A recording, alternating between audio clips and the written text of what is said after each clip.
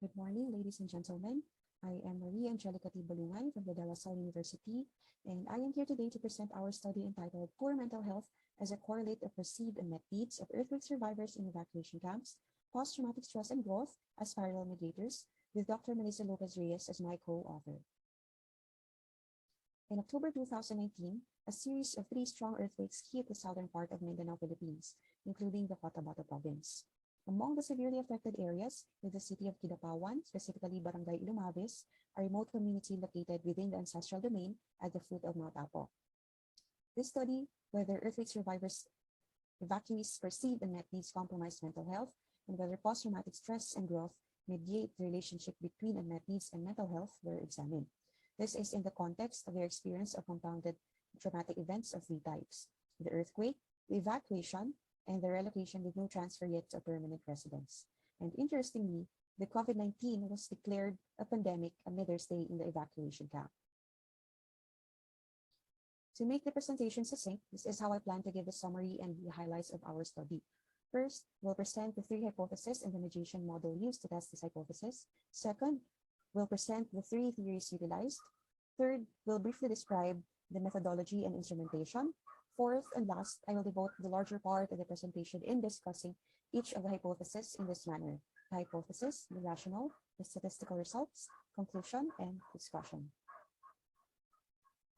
These are the 3 hypotheses of the present study. Together, these 3 hypotheses form a parallel mediation model with 3 pathways from the survivor evacuees perceived and met needs to mental health. So first, the direct pathway. Second, the indirect pathway through post-traumatic stress. Third, the indirect pathway through post-traumatic growth. The present study's hypothesized parallel mediation model was examined using Maslow's hierarchy of needs and the fusion of Tedeschi and Calhoun's post-traumatic growth theory and Ty and Dainer's revised model of Maslow's hierarchy of needs. Specifically, Maslow's hierarchy provides the rationale for why perceived and met needs compromise mental health. That is, lower level needs must be fulfilled first before the higher level needs can be fulfilled. And Calhoun and Tedeschi's theory provides the rationale for why individuals can still experience post-traumatic growth because of or despite adversity. That is, the compounded traumatic events. This is also complemented by Ty and Diner's supposition, providing the rationale for why individuals can progress up the hierarchy even without satisfying the lower level needs, that despite having perceived unmet needs and perhaps even experiencing post-traumatic stress, good mental health can still be attained. Next, the methodology and instrumentation. So the respondents were chosen based on the following criteria: aged 18 to 75 years old, a resident of the earthquake hit area for at least 3 years, and have been living in the evacuation camp since the earthquake up until the time of the survey interview. Majority of the 121 respondents are 26 to 35 years old, are female, and are married or cohabiting. In addition, the respondents have had some secondary education, have no job, and a household with 4 to 6 members. And interestingly, 90% of them belong to the Manobo indigenous peoples group. In addition, Filipino translated and pilot-tested instruments were utilized in the conduct of the survey interviews. This include the HASPER for measuring perceived and met needs, MHI-18 for mental health, IESR for post-traumatic stress, PTGISF for post-traumatic growth, and CIS for COVID-19 impact, which is a covariate in the study's model. For hypothesis 1, earthquake survivor evacuees with more perceived and met needs experience poor mental health. In Maslow's hierarchy of needs, mental health needs are higher than physiological and safety needs. Thus, if physiological and safety needs are not met, then mental health needs will not be met. But why are mental health needs higher level needs? So first, psychological needs are important for mental health, but physiological and safety needs are important for psychological needs. Therefore, physiological and safety needs are also important for mental health. Logically, if higher level needs are a condition for meeting mental health needs, then the lower level needs must also be a condition. Second, there is an overlap in the definitions of self-actualization and mental health. So self-actualization is the fulfillment of one's potentials, and mental health is the state that enables individuals to realize their abilities and potentials. Therefore, self-actualization needs go hand in hand with mental health needs. Logically, good mental health can then be aligned with the higher level psychological needs than with the lower level basic living needs. This is a path from perceived unmet needs to mental health. That is the direct effect. The direct effect of perceived unmet needs on mental health is significant and negative with a regression coefficient of negative 0.02. The direct effect constitutes a larger proportion, which is 78% of the total effects. To conclude, hypothesis 1 is supported by the tested model. Indeed, the satisfaction of material needs is important for mental health. Meeting the basic living or material needs as a starting point opens the path to meeting the psychological needs. This, in fact, embodies Maslow's theory that lower-level needs should be fulfilled first before the higher-level needs can be fulfilled. Thus, if earthquake survivor-evacuees are placed in an environment where their basic needs are adequately provided, or that provides a platform on which they themselves can address these needs, then their mental health needs will be addressed, even in the absence of mental health services. Next, hypothesis 2 states that earthquake survivor-evacuees with more perceived unmet needs experience greater post-traumatic stress. With greater post-traumatic stress, they experience poorer mental health. First, the indefinite continuing lack or absence of resources and support contributes to their post-traumatic stress. This makes it even more difficult for them to recover from the disaster. Second, post-traumatic stress poses mental health barriers for people to experience well-being, optimal coping, productive work, and the realization of their goals. It increases one's risk of experiencing mental health problems or aggravate already existing ones. And if not alleviated, it elevates to markers of poor mental health, such as anxiety, depression, and psychological disorders. This is the mediation pathway through post-traumatic stress, from unmet needs to stress, then from stress to mental health. The path from unmet needs to stress is significant and positive with a regression coefficient of 0.04.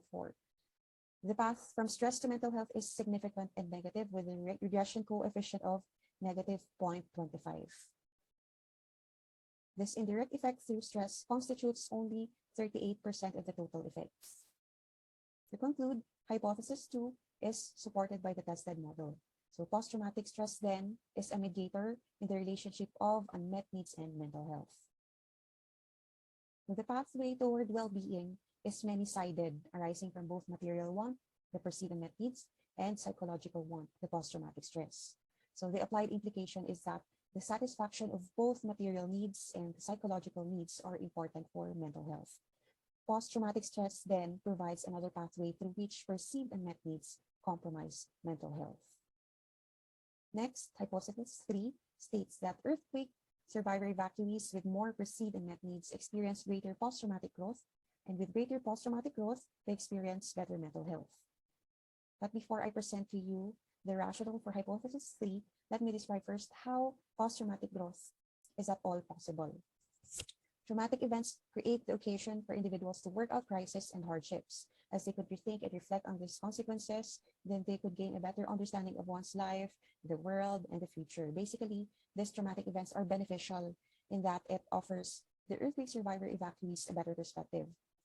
And also, the experience of adversity, for example, having perceived unmet needs through long periods of negative events, leads to the questioning of their capacities and the shaking of their beliefs and values. It is in their struggle to meet these needs or in withstanding these needs when unmet that they question their capacities to manage scarcity, which in turn leads to the shaking of their beliefs and views. So what used to be dependable then is no longer dependable, or what used to be working then is no longer working. And as individuals come to make sense of why such things happen, they now resort to newer, better, more adaptive beliefs and behaviors for their changed circumstance. So they reevaluate, they reappraise, and make meaning of their lives in the face of adversity. And it is through their greater self-determination, their reappraisal of the importance of material needs, their openness to receive material help and social support from new sources, and the greater resolve to unite one's community to work toward common goals that post-traumatic growth comes about. This post-traumatic growth then manifests in their realization of personal strength, greater appreciation of life, openness to new possibilities, development or strengthening of spirituality, and improved relationships with other people. Next, the rationale for hypothesis 3. First, it is possible for survivor-evacuees to experience growth even with unmet needs. Relatedly, growth can result from trauma and adversity. So according to Calhoun and Tedeschi's post-traumatic growth theory, this is because people process their experience, as explained earlier, triggering PTG to come about. Second, there is a positive link between PTG and mental health. That is, PTG fosters positive mental health. Third, supplementing the PTG theory discussed earlier is Ty and Diner's revised model of Maslow's hierarchy, the gist of which is that fulfilling higher level needs does not necessarily entail the fulfillment of lower level needs. So despite being unable to meet even the most basic needs and perhaps experiencing post-traumatic stress, survivor evacuees can still traverse up the hierarchy, achieve mental health in their experience of post-traumatic growth. And it is through their post-traumatic growth that positive mental health can still be attained even in materially dire situations. So this is a mediation pathway through post-traumatic growth, from unmet needs to growth, then from growth to mental health. The path from unmet needs to growth is non-significant and positive with a regression coefficient of 0.01. The path from growth to mental health is significant and positive with a regression coefficient of 0.33. The indirect effect for growth constitutes negative 15% of the total effects. So the percentage for growth is negative as it is directed towards the opposite direction.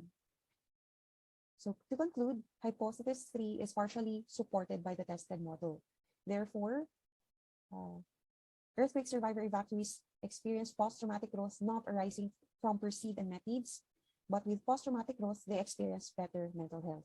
It only supports the path from growth to mental health and not the path from unmet needs to growth. Although there is growth among earthquake survivor evacuees and a significant positive effect of growth on their mental health, their reported growth did not arise from their unmet needs. What could then have triggered growth if not from unmet needs? Interestingly, it is the COVID-19 impact, which is a covariate in the present study that triggered their growth. The COVID-19 pandemic, more recent than the earthquakes, has been more discussed widely in communities and in media, could have been foremost in their minds, triggering the processes that have been reported to be responsible for bringing about their post-traumatic growth.